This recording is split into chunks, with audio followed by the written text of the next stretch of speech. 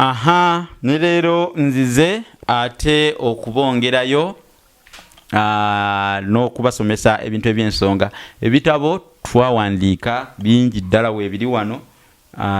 Olulasanga ekitabo kya mitwalo 10, Bassekabaka b'ensi muwawa kya mitwalo 3, Olulimi Oluganda n'ebigunjiddwa ku mulembe Omutebi kitabo kya mitwalo 3.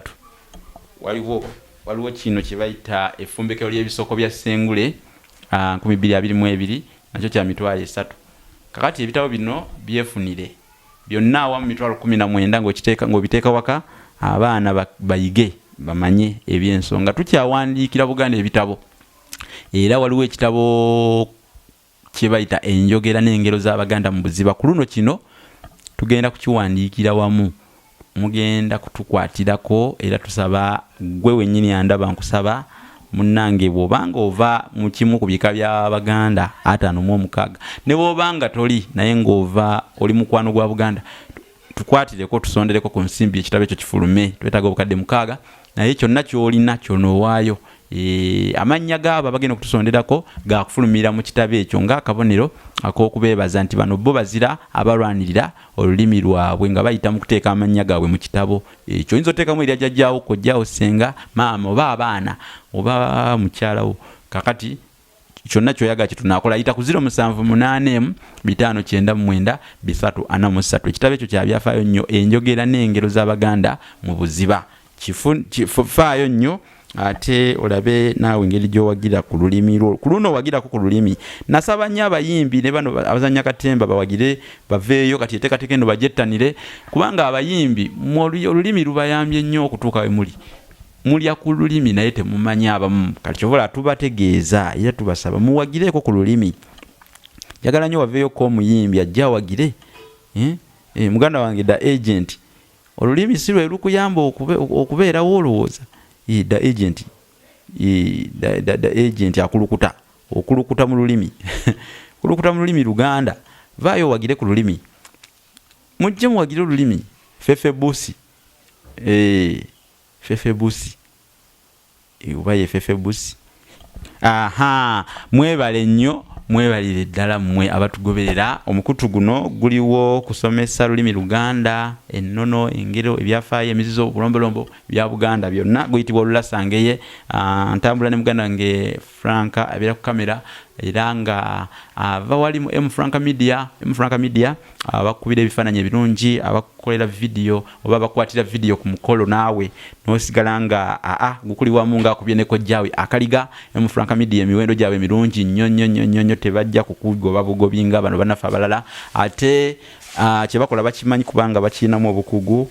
Kakati bakuba obulango, live streaming n'ebyekuusa awo byonna.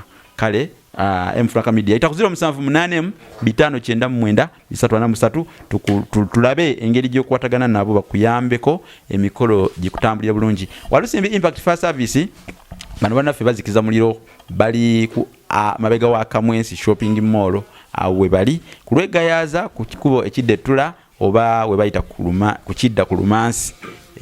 Batuukirire nabo bakuyambe. Ngenda kusomesa nno kati yene njogera egamba nti kafukunya akagula mukono. Akafukunya akagula mukono ko mukozesa nnyo enjogera eyo, naye ko mumanyi bwe kyajja, mumanyi bwe kyava oba bwe kyajja. Kakati olwaliro ku guno omukutu ogenda kukiyiga.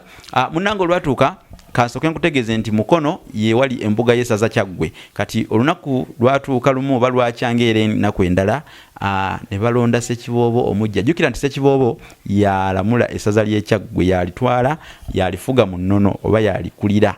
Kati Ssekiboobo omukadde balonda Ssekiboobo omuggya. Kati Ssekiboobo omuggya oba omupya yatwalira Ssekiboobo omukadde ebintu bingi nnyo olw'okumwebaza okumuyingiza mu bwa Ssekiboobo. Oba mukitegeera bulungi. Kati ono Ssekiboobo omukadde gwe baawa ebintu ebingi byamulema okwogera kimu ku kimu nga bingi. Tajja kwogera ampadde ensugga, ampadde ensenene, ampadde amayanzi, simanyanga ampadde ampadde embugo, ampadde embuzi, ampadde enkoko. Nga bingi tasobola kubitontoma kubimalayo.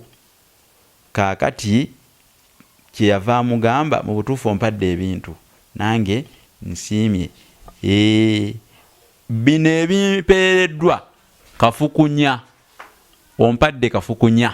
Kati Abaganda ne bajjawo enjogera egamba nti kafukunya nga akaagula Mukono, olw'okuba nti nno embuga y'essaza lye yali addiddemu mu bigere lye yali asikidde eri Mukono mu ggulu Mukono.